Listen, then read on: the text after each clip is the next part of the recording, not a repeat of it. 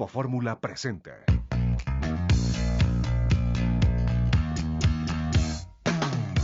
En el estudio de Eduardo, con Eduardo Ruiz Gili.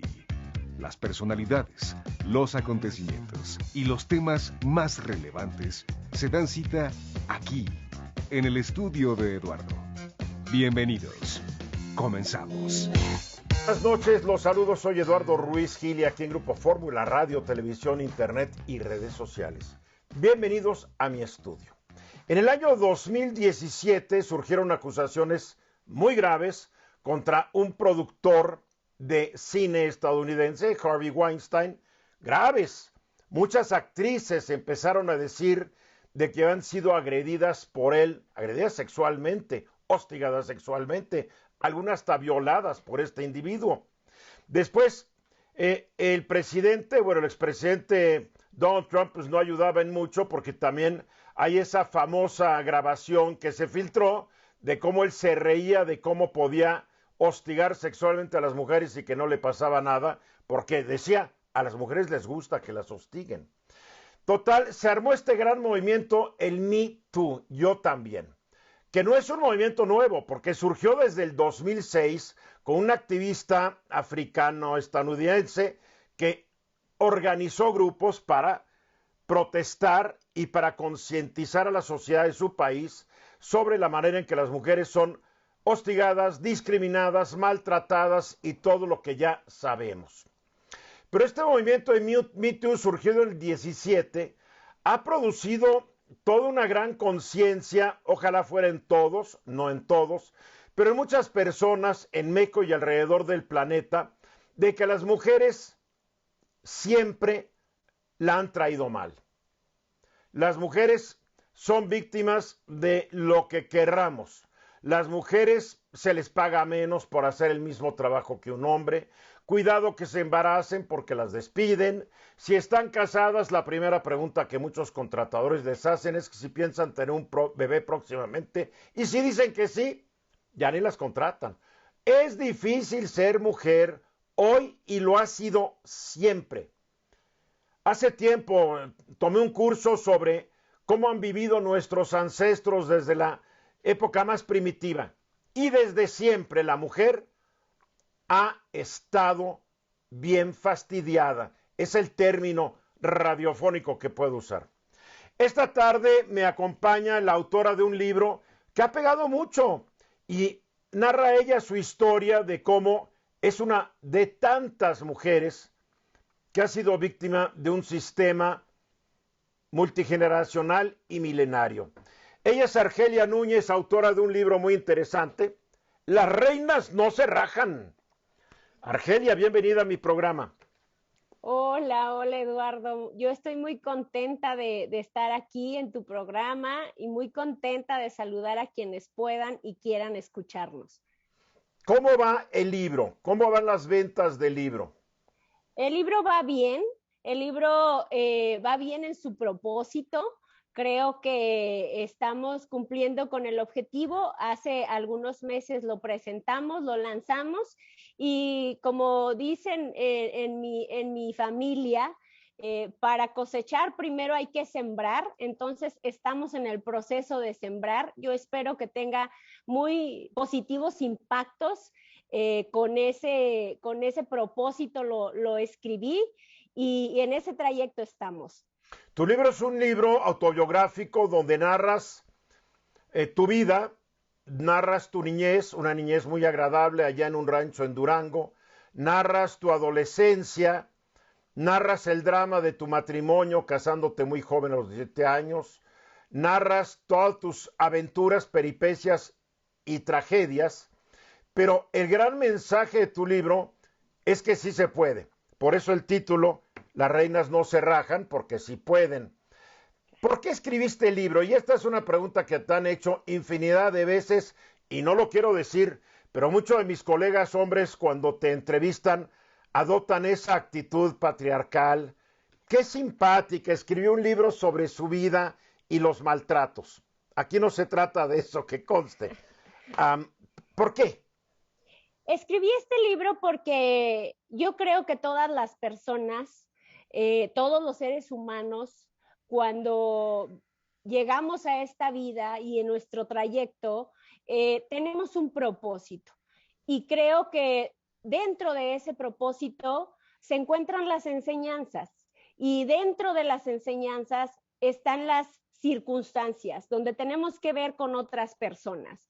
Y creo que cuando una persona aprende algo, está comprometido en automático para trascender a través de lo que pueda hacer constructivamente con lo que ha aprendido, impactando de manera positiva en quienes puedan escucharlo o quienes puedan leerle, en mi caso.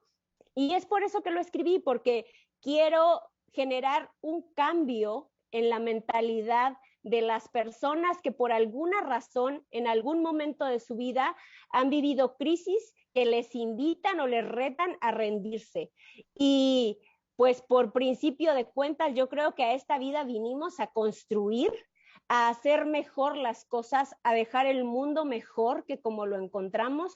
Y en ese sentido lo escribí, porque a mí me hubiera gustado mucho que cuando yo viví distintas crisis, alguien me hubiera dicho que el no rendirse, que el encontrar una inspiración, un motivo para seguir, que el estudiar, el capacitarse y el hacerse más fuerte en los conocimientos y en la lucha y el trabajo era un camino correcto y era un camino seguro.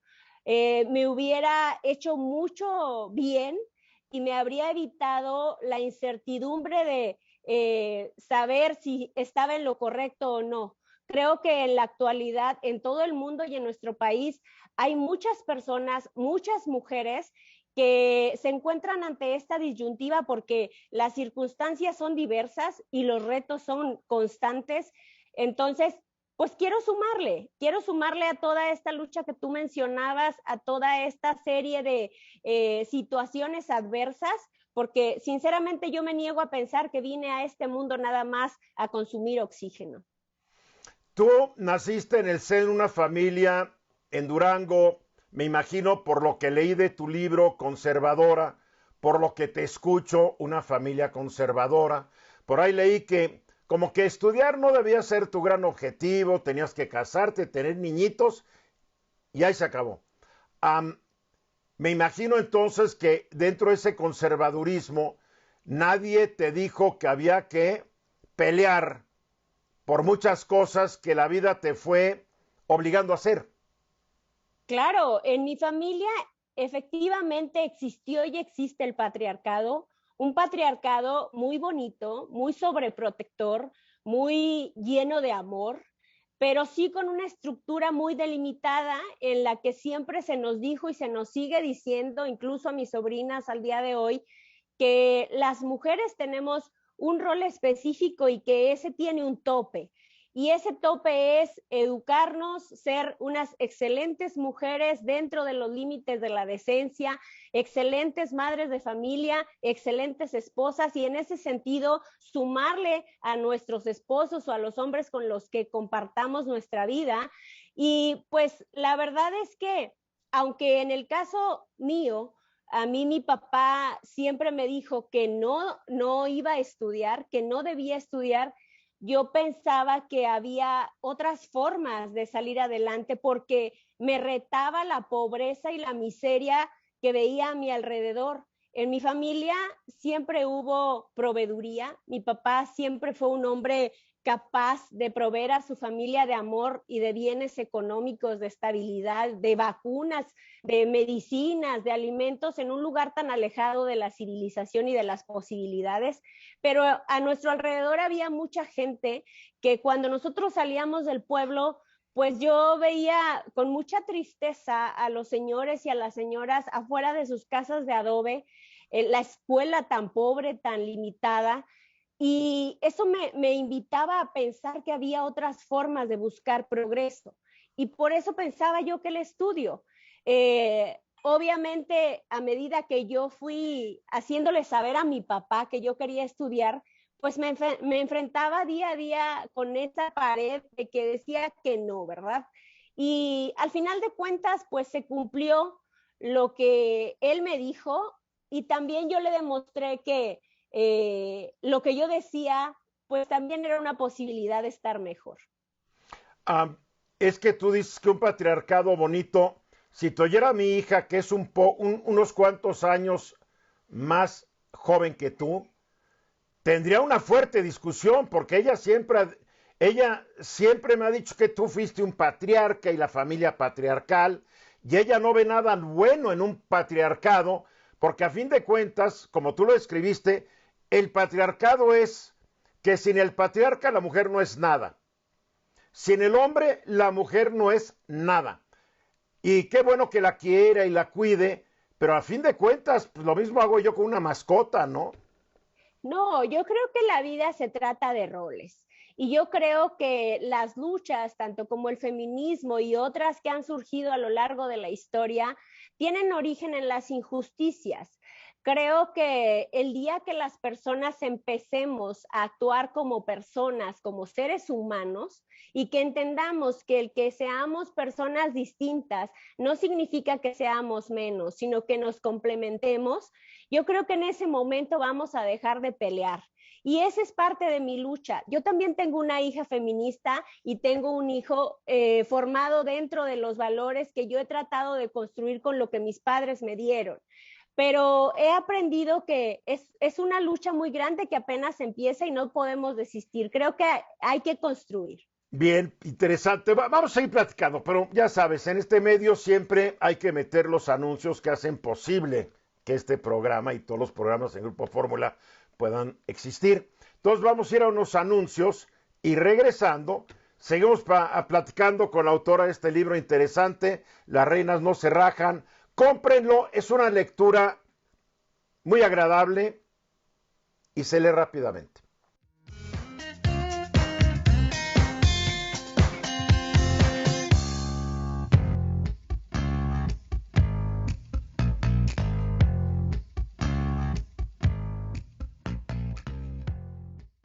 En mi estudio, mi invitada de esta noche, Argelia Núñez, es licenciada en Educación Primaria por la Universidad Pedagógica de Durango, en la cual se especializó en conducta psicosocial. Luego obtuvo el grado de maestría en Administración y Alta Dirección en la Universidad Iberoamericana, Campus Torreón. Actualmente, es lo que me quedé, cursaba en la UNAM el diplomado en Perspectiva de Género, en persecución de delitos de violencia contra las mujeres y la carrera de Derecho a la Universidad Autónoma de La Laguna. Esto para una mujer que su papá le enseñó que no había que estudiar, ya de por sí es un solo título, es un logro. Argelia, tú ya traes muchos y todo esto después de una vida azarosa que creo que de leer tu libro, tus grandes problemas empezaron cuando conociste al que fue tu esposo. Sí, efectivamente. Muy joven, eras muy joven, 16 años creo que tenías. 16 años. Cuando los papás dentro de un sistema patriarcal tan amoroso, tan lleno de sobreprotección, no le enseñan a los hijos que hay personas malas, que hay personas equivocadas, que hay personas que no saben qué hacer con el inventario que traen, pues te hacen vulnerable, ¿no? Entonces, cuando yo ya convencí a mi papá de que me permitiera seguir estudiando la secundaria y luego la preparatoria, ahí conocí al hombre con el que me casé, que fue el padre de mis hijos, y pues se cumplió lo que mi papá tanto me dijo, ¿no? Las mujeres se enamoran y se casan. Definitivamente debo reconocer que él tenía razón en ese sentido. Me enamoré de un muchacho de ciudad, siendo yo una muchacha de rancho. A ver, ¿qué edad tenías? 16 años. Bueno, donde falló tu papá es que tal vez tu papá no diferenciaba entre lo que es una mujer y lo que es una niña. Exacto. Porque a los 16 años no hay ser humano que tenga la madurez necesaria para saber si está o no enamorado y si la persona de la cual supuestamente está enamorada va a ser un factor positivo en su vida. Bueno, hay gente que se pasa toda la vida y no lo encuentra. Sí, así es. Yo siempre digo que todos los días es un reto el aprender porque conozco personas que llegan a los 50, a los 60 y todavía no saben para qué nacieron y no saben qué es lo que quieren, ¿no? Lo ideal sería que todas las personas desde temprana edad supiéramos nuestros derechos, supiéramos qué es lo que queremos hacer y con lo que queremos hacer construyamos. Es que Pues, desde el principio de la plática tú dijiste que la vida tiene que tener un propósito. por Y supuesto. la gente que no tiene propósitos en su vida, porque hay propósitos emocionales, propósitos intelectuales, propósitos físicos, la gente que no tiene propósitos se la pasa de un lugar a otro, pueden ser brillantes, inteligentísimos, pero nunca concretan nada, porque no le encuentran propósito ni propósitos a la vida y a lo que hacen. Sí, fíjate que yo creo que todo es cuestión de decisiones. El día que dejemos de encontrar o de buscar culpables, vamos a asumir nuestra responsabilidad de qué hacemos con lo que tenemos. Mi mamá es una mujer muy sabia, muy clásica, hasta la fecha, todavía vive, tiene 80 años, pero ella siempre decía que una vida sin propósito no tiene sentido. Mi Uh-huh. papá también decía muchas cosas, que si haces algo lo hagas bien y si no, mejor no lo hagas. Que si viniste a este mundo, viniste a construir con el inventario que Dios te dio. Y en ese sentido hay que construir. Yo decidí, cuando ya me hice cuentas de lo que no me gustaba, de lo que no estaba de acuerdo y de lo que sí estaba de acuerdo, decidí imitar a mis papás en las cosas que a ellos les funcionaba. Y en este sentido, mi mamá siempre sale a relucir. Ella siempre dice eso de los propósitos. Y pasados los años, cuando yo buscaba una inspiración, y todavía hace unos 2 años, yo me di cuenta que el encontrar una inspiración, un propósito más allá de tus deseos propios, de algo que te beneficia a ti individualmente, es como una vacuna para desistir, para no desistir cuando el ego te juega malas pasadas. Te lo pongo de otra manera. Cuando una persona decide hacer algo o estudiar algo por sí mismo, para beneficiarse a sí mismo, se va a topar con gente que le ponga el pie, con gente que le difame, con gente que le mienta, con gente ingrata, con gente que le ponga miles de trabas. Pero si tú sigues ese propósito nada más para ti, entonces te vas a decepcionar. Pero si encuentras un propósito más allá de ti, entonces la compasión le gana al ego, porque aunque te encuentres todos los días con un montón de circunstancias adversas, el querer hacer un bien por los demás te lleva a intentarlo y a intentarlo y a intentarlo, porque te motiva el generarle un bien a los demás. Si te inspiras en ti mismo, te vas a encontrar con el ego y el ego no es un buen consejero. El ego es el peor de los consejeros. A ver, regresemos. Te casas a los 17 años, pero antes de casarte ya habías tenido malas experiencias con el que fue tu marido. Pero el amor todo lo puede, el amor todo lo vence. Y cuando uno es joven y tú eras muy joven, crees que vas a poder cambiarlo. Sí, yo lo conozco, él era un muchacho de ciudad. ¿Cuántas historias de muchachas ¿Pero de como qué yo no habrá ciudad era ahorita? él? De Durango, de Ok. Durango. Era de Durango capital y yo era de Casas Blancas, el Oro Durango. Y entonces lo conozco en la preparatoria y pues como tú bien lo percibes en mi libro, pues me enamoro, se enamora y yo traía un bagaje formativo distinto al de él. Claro. Duramos muy poco tiempo de novios, yo quería ser como las chicas de ciudad y en ese sentido, pues tuvimos que decidir, yo decidí casarme porque fui fiel a lo que me enseñaron en mi casa. Los hijos nacen dentro de una familia y digo, no quiere decir que sea una verdad universal, pero yo decidí eso. Sí, La claro. vida se compone de decisiones. Yo decidí tener a mi hijo a los 16 años y decidí casarme para tenerlo porque era lo que marcaban las normas de mi familia. Y en ese trayecto me encontré con una serie de cosas que yo no había visto en mi casa, porque si bien es cierto que en mi familia existía el patriarcado, yo nunca vi a mi papá agredir a mi mamá. Yo vi a mi mamá y a mi papá siendo un matrimonio muy feliz, muy de acuerdo, mi papá muy en su rol protector y proveedor, amoroso, de autoridad, y mi mamá una mujer muy condescendiente, muy compartida, muy de acuerdo con mi papá. Alguien diría que tu mamá era sumisa. Sí, de hecho estaba intentando evitar el término, pero sí, podría decirse que mi mamá fue una mujer sumisa y sigue siéndolo. Al día de hoy tiene 80 años, le hacemos bromas que si se podría casar y dice que no porque piensa que mi papá la está viendo. Entonces, bueno, eran las formas de antes. Hay que también, o sea, yo no estoy de acuerdo con esas formas porque yo vi cómo sufrió mi abuela con mi abuelo. Claro. Yo vi cómo mi mamá con mi mamá no se dejaba y pues sí había pleitos. Y yo no estoy de acuerdo, pero así era y así sigue siendo en grandes y amplios sectores de la población mexicana. Así es. Claro, así sigue siendo. Yo creo que lo que tiene que pasar es lo que decía hace ratito. Creo que cuando existen injusticias, entonces se detonan acciones de las personas para buscar su supervivencia y buscar justicia. Pero todo es cuestión de decidir qué decides hacer con lo que tienes. Yo decidí hacer con lo que mis papás me enseñaron, formar a mis hijos dentro de los valores del respeto, del trabajo, de no robar, de no mentir, de no hacerle daño a los demás. Hijo, ya pareces candidata a la presidencia. No. Yo me acuerdo de alguien que dijo lo mismo y...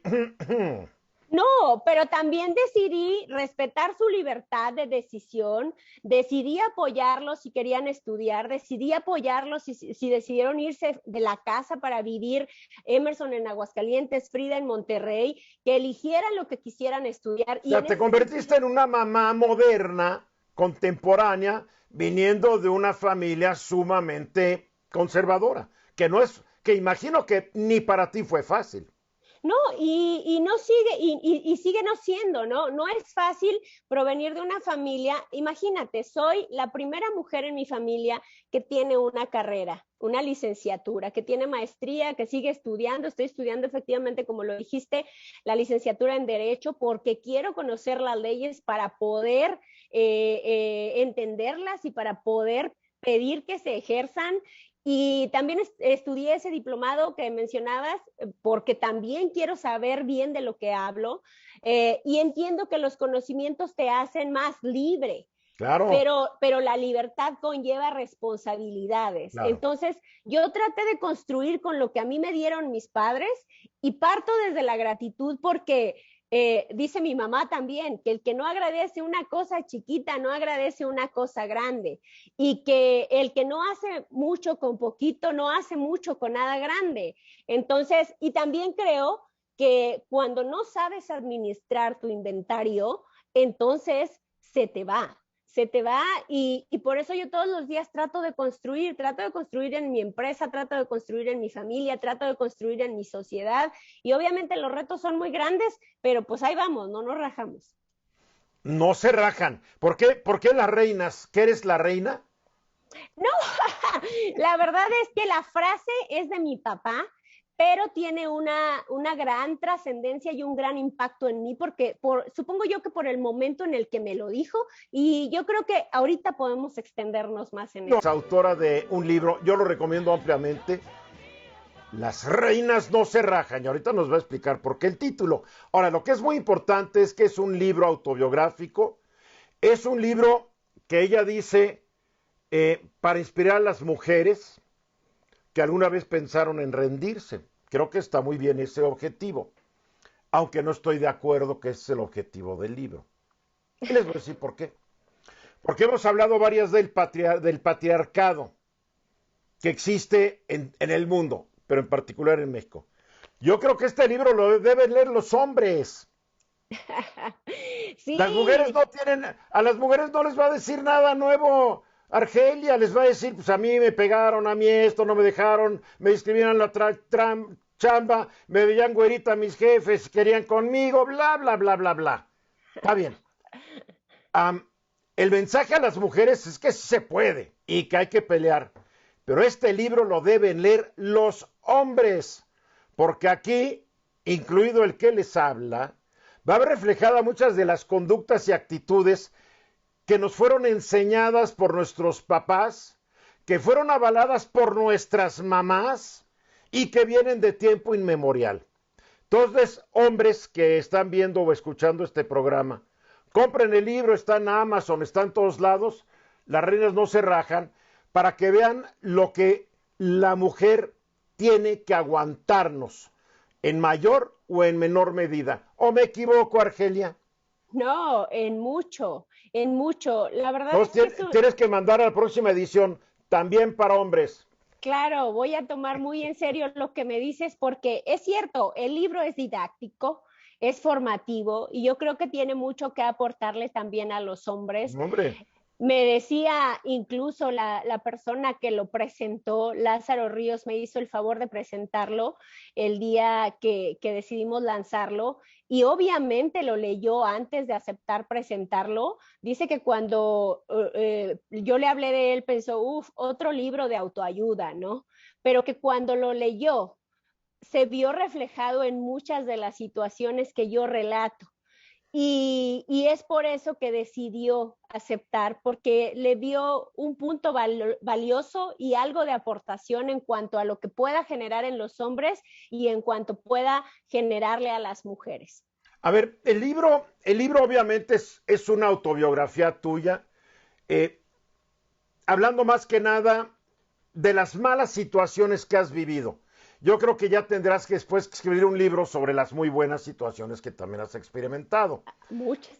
Um, y creo que muchas mujeres se van a reflejar en el libro. El gran mensaje es que vas diciendo cómo te superaste, cómo venciste una barrera, un trauma, una forma de educarte, etcétera, etcétera. Creo que es lo más importante. Um, pero no te costó mucho trabajo, porque, por ejemplo, hay mucha gente, yo entre ellos, que no queremos compartir nuestra vida privada. Tú, si buscas Eduardo Ruiz Gili en el internet, vas a encontrar muy poco de lo que es mi vida privada. Tal vez encuentres cosas que trascendieron a la privacidad que yo siempre he buscado. Porque habemos personas que no queremos compartir, tal vez por inseguridad, por egoísmo, por la razón que quieras, no queremos compartir. Y cuando yo leo tu libro, estás desnudando tu alma en este libro. Y no es fácil.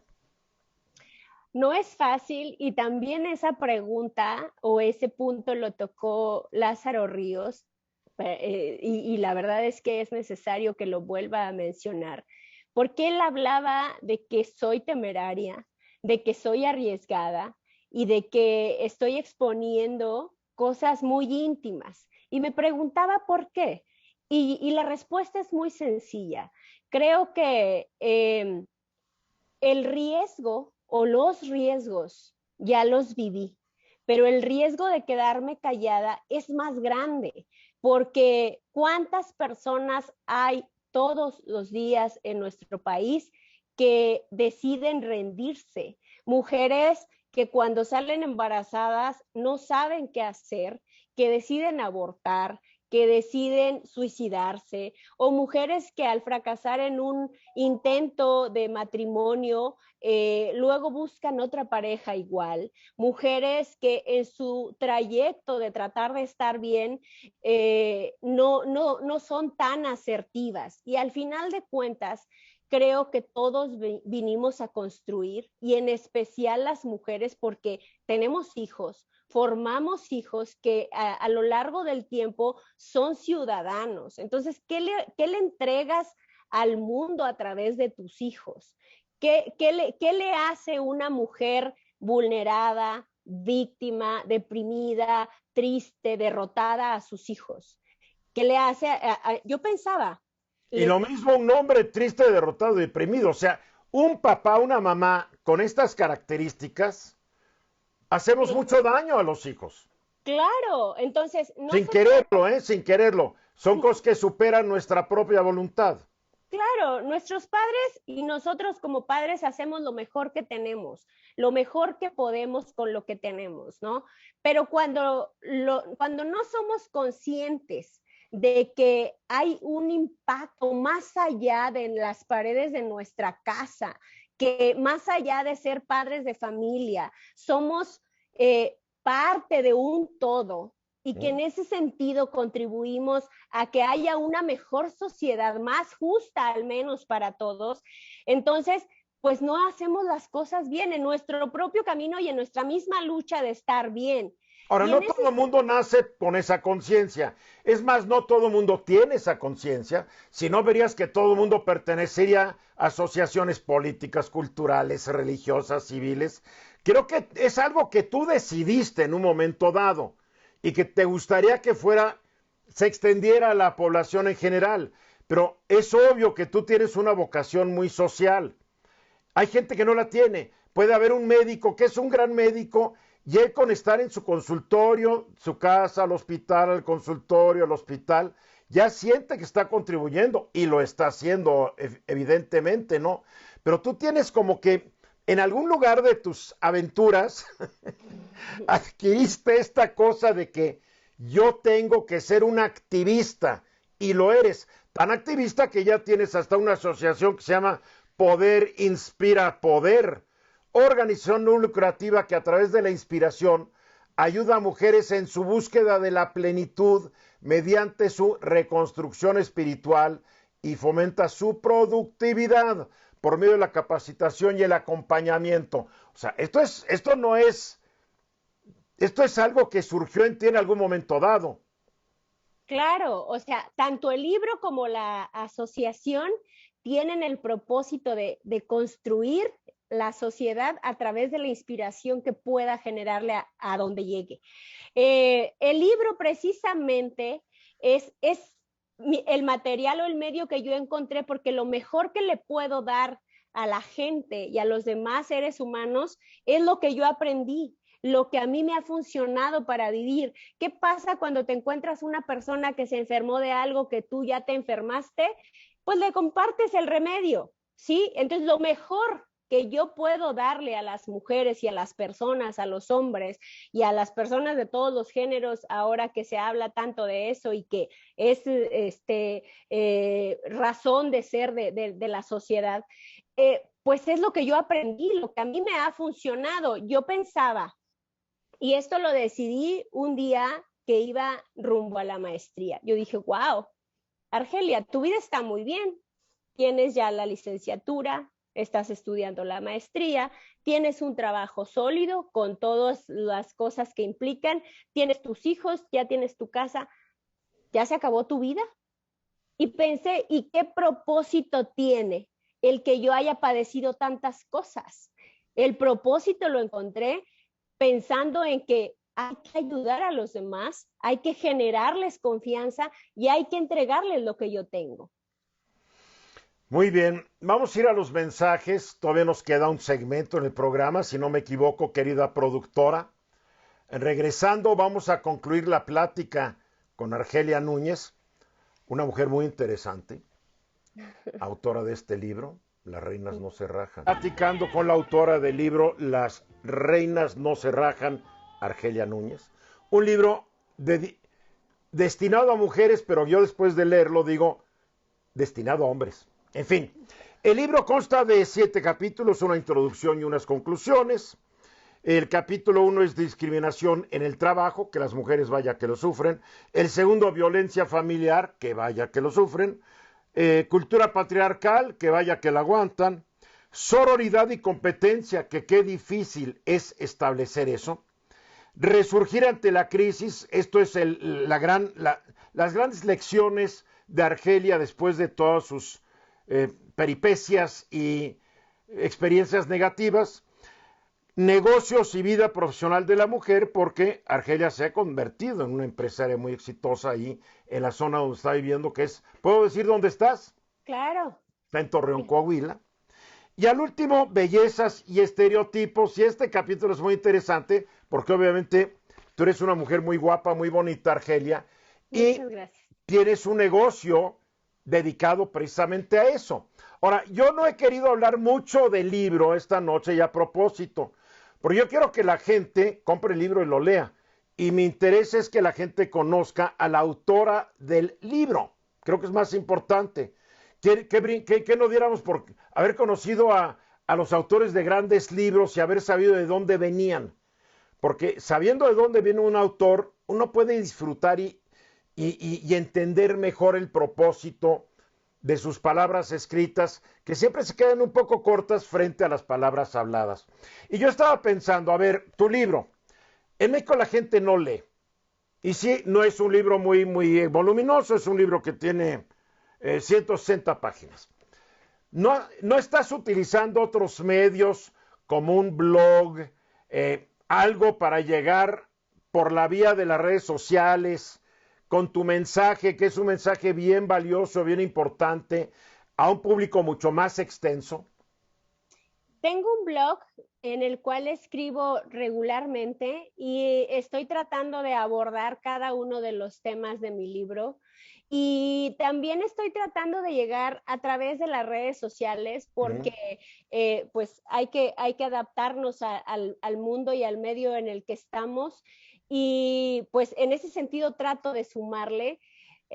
Pero pues muchas gracias por interesarte en mostrar quién soy, porque al final de cuentas el libro tiene mi esencia, tiene mi vida y eso es creo que lo más valioso porque aunque es mi vida, está plagado de historias en las cuales miles de mujeres y de personas se pueden identificar. Hombre, que si no. Y el mensaje es muy claro. Tú tienes la decisión de elegir qué haces con tus circunstancias. ¿Construyes o deconstruyes?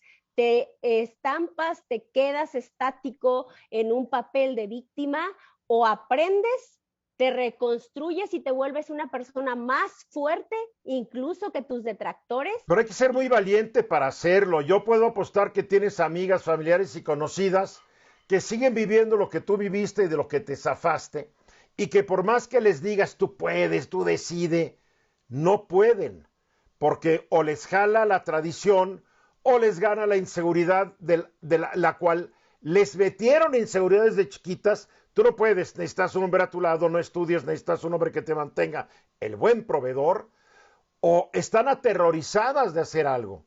¿Qué con estas mujeres? Pues ese es mi propósito y esa es mi lucha.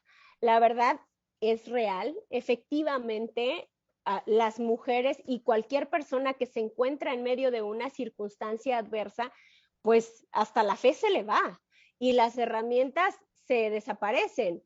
Pero en mi libro lo cuento específicamente, o sea, es muy sencillo hacer caso de lo que otras personas que ya llevan un trayecto recorrido te lo digan y que lo apliques, aunque el momento crítico te invite a no hacerlo, es cuestión de decisión. Mira, te lo ejemplifico. Cuando yo estaba viviendo violencia familiar, a mí me llegaban por correo ya cuando conseguí trabajo, infinidad de frases motivacionales, la gente me hablaba de Dios, y yo decía, ¿dónde está Dios?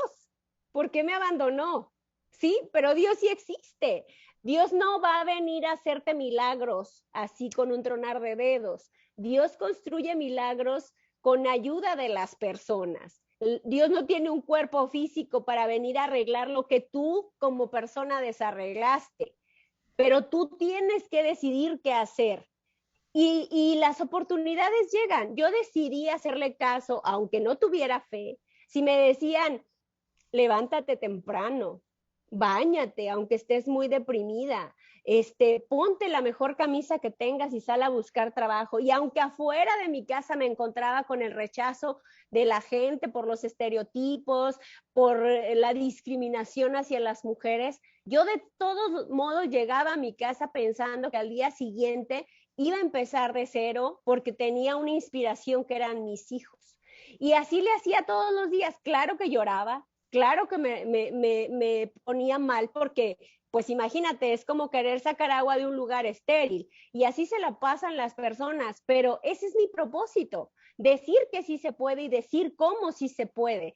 Si, así como estudié la licenciatura en educación con la idea de que al menos le pudiera cambiar el chip a una personita, a un niño al año, y en ese sentido pudiera contrarrestar lo que él aprendiera de su entorno familiar, yo me daría por bien servida. En ese sentido está mi lucha todos los días. Yo quiero que si de 1,000 personas que leen mi libro, con 10 que logre cambiarles, con 100 que logre cambiarles la mentalidad y el chip respecto a las circunstancias y las decisiones, con eso me voy a dar por bien servida. Con Ojalá y una, fueran con, miles. con una, ya ganaste. Tú eres muy elocuente y tienes el don de la palabra. No estás haciendo nada que yo pueda escucharte, que tengas, ¿cómo llaman ahora estas cosas que la gente se pone a hablar y lo suben a Spotify, etcétera, etcétera? Podcast, podcast. No tienes un podcast, un videocast, porque eres muy elocuente. Y creo que mucha gente al escucharte, al verte, va a estar muy motivada. ¿No lo estás haciendo actualmente? Como Argelia Núñez no, pero a través de Poder Inspira Poder empezamos hace un poco tiempo, empezamos hace poco, mejor dicho, a grabar y pues en eso estamos, aunque pues hay que explorar todas las vías. La verdad es que soy novata en todo esto, pero soy valiente. Yo digo que si algo tengo es que soy una persona valiente, intento ser inteligente a través de lo que pueda aprender y en ese sentido, pues yo estoy dispuesta a ir para adelante porque la verdad es que me niego, insisto, a morirme, a llegar a mis 80 años en mi cabaña que yo quiero construir con mi perro y con mi gato y con un mayordomo que me pueda cuidar para no darle lata a mis hijos. La verdad es que me niego a acabar mis días así. Te faltó el canario. Los canarios demandan mucha atención y la verdad es que prefiero los perros y los gatos. Tengo un caballo también.